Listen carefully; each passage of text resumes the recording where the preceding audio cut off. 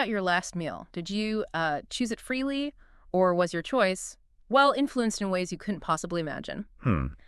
Welcome to the deep dive.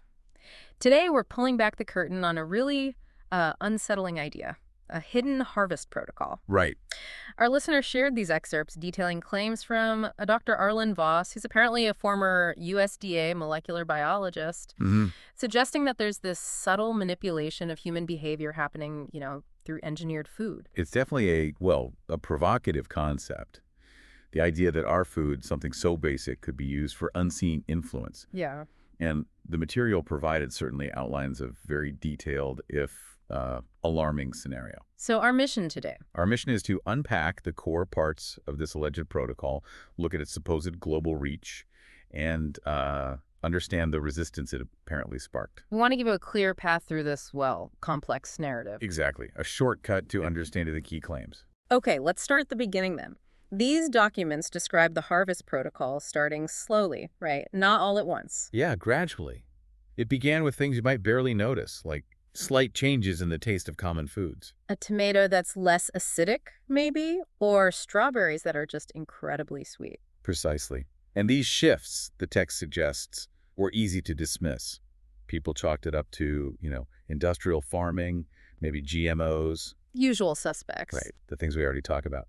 And then alongside this comes the outlawing of home gardening and heirloom seeds. Under the guise of biosecurity. Which effectively removes a layer of food independence, but framed in a way that sounds protective, It does. It sounds very plausible on the surface. Yeah. And it's in this setting that Dr. Arlen Voss appears. Yeah, the USDA molecular biologist. Initially, he's portrayed as being involved in a classified project focused on food security, boosting resilience, that kind of thing. But the real goal, according to these texts, was something else entirely. Neurochemical compliance modulation. It's a familiar narrative trope, isn't it? Using legitimate science as a cover. Voss starts with good intentions, presumably. Right. Which makes his later realization of the harvest protocol's true nature, more impactful. It highlights the alleged deception. And this is where it really ramps up. The protocol supposedly shifted from just tweaking fertilizers to actually engineering the plants themselves. Using CRISPR technology, yeah. Directly editing the genome of staples like corn, wheat, rice. To produce specific neuroactive compounds, the texts name two, CTX49. Described as a serotonin regulator, mood, behavior. And ALN8.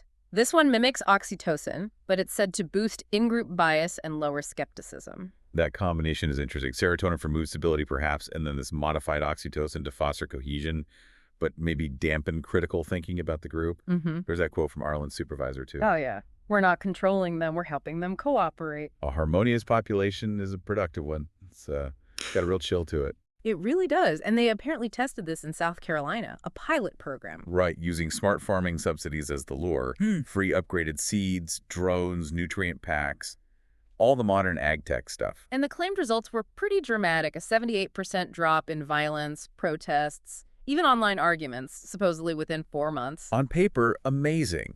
But Voss, doing his own undercover observations, saw something else. What did he see? Excessive smiling, sort of vacant laughter, people repeating political slogans word for word. Like they weren't even thinking about it. Exactly. He mentions a 12-year-old reciting news headlines like scripture, a veteran weeping while praising the government, a mayor crying during the anthem. It sounds less like harmony and more like induced emotion.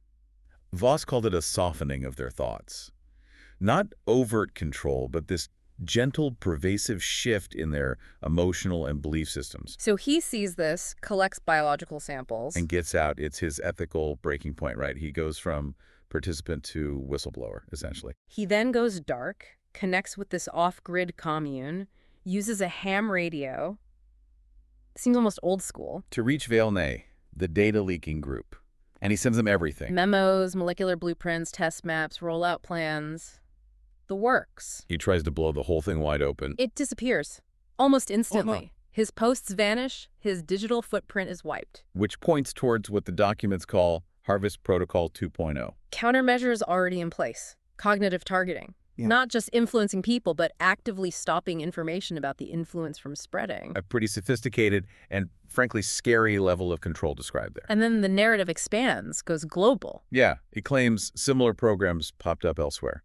The EU's Harmony Diet, China using something called Jino in rice. For passive social cohesion, it says. And Russia developing cognizol to suppress empathy and boost state loyalty. So different flavors for different regimes. Pretty much.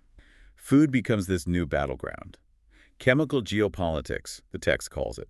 The U.S. aiming for compliance via emotion, China for collectivism, Russia weaponizing nationalism, all through staple foods. But it's not the end of the story. Resistance starts brewing, an organic resistance. Right. We meet May, the ham radio operator. And Eli, this rogue mycologist. Specializing in fungi. He developed something called MycoReclaim. What does it do? It's designed to block the neurochemical receptors targeted by the harvest protein compounds, like a natural antidote. Delivered how? As a tincture, or get this, baked into sourdough starter. Sourdough, that's clever. Decentralized. Very. Hard to control. It's meant to reverse the biocompliance, let natural emotions return. And then there's Liza, former AI marketing analyst. Yeah, she uses her old skills for info sabotage, viral messages disguised as food trends. Like reverse brain fog, mushroom micro-baking. Exactly. Using the system's own tools against it, trying to slip past the censorship and cognitive filters. But things take a turn when Arlen gets caught. In Boise, yeah. Trying to intercept a shipment of this CRISPR corn meant for schools. And he meets this mysterious figure, silver hair. Who calls himself the firewall between chaos and civilization. His justification, he's optimizing thought. Points to drops in crime, war, suicide rates. Their consequentialist argument. The ends justify the means, even if the means involve trimming minds. Which is exactly what Arlen calls it. You're not saving people, you're trimming their minds like hedges. Powerful line. It cuts right to the core, the dehumanizing aspect of it all. He refuses the man's offer, whatever it was, and escapes using a neuroflash capsule. Turns their own tech against them again. Nice touch. After that, the conflict escalates. A food war. Smaller nations refusing grain shipments, backyard gardens suddenly becoming biohazards, needing registration. Resistance cells labeled domestic terrorists. Standard playbook, really. But MycoReclaim keeps spreading through this awakened bread. And you see counterthought emerging. Art collectives, protest songs, real rage returns, the text says. That feels significant. The return of authentic, unmediated emotion, even negative emotion, as a sign the control is weakening. Then a federal food depot burns, but it wasn't arson, was it? No. The narrative frames it as a consequence of the MycoReclaim altering gut flora. Which led to vivid dreaming, abstract thought returning. Yeah, cognitive functions supposedly suppressed by the protocol. An unexpected biological ripple effect disrupting their control. It's a fascinating twist. The government response sounds pretty heavy-handed. National nutritional emergency declared. Drones spraying ALN-9, burning rogue crops, arresting seed hoarders. A full crackdown. Trying to put the lid back on. Exactly. Which brings us to the end. Arlen is in Norway, in that global seed vault. Surrounded by pure, pre-protocol seeds. A symbol of potential renewal. And he uploads the genetic keys for this stock to Valney's global network. Making it accessible, decentralized. Scattering the seeds of freedom, as his final message puts it. Can you read part of that message? It feels important. Sure. He says, we were told food was survival, but they made it obedience. We were told compliance was peace, but they made it sedation.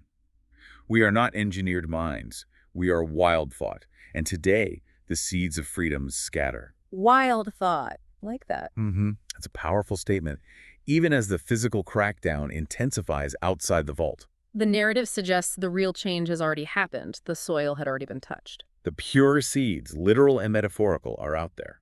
The spores of resistance, MycoReclaim, are spreading. The conflict becomes a harvest of minds. So wrapping up this deep dive, we've explored this really quite chilling narrative about food being used to subtly control thought and behavior on a huge scale. We follow the alleged protocol's rollout, and then the organic, almost grassroots resistance that emerged. Should you have any aha moments reading this, listener? Maybe connecting dots between things mentioned here and, I don't know, real-world trends or shifts you've noticed. It definitely makes you think, doesn't it? How might this narrative, even as a fictional construct, change how you view things? Yeah, that's the final thought we want to leave you with. After hearing all this, how might you look at your next meal? Maybe a little differently. What other systems, seemingly harmless, might have unseen influences shaping her choices or thoughts. Definitely gives you, well, food for thought. Thanks for joining us on the deep dive.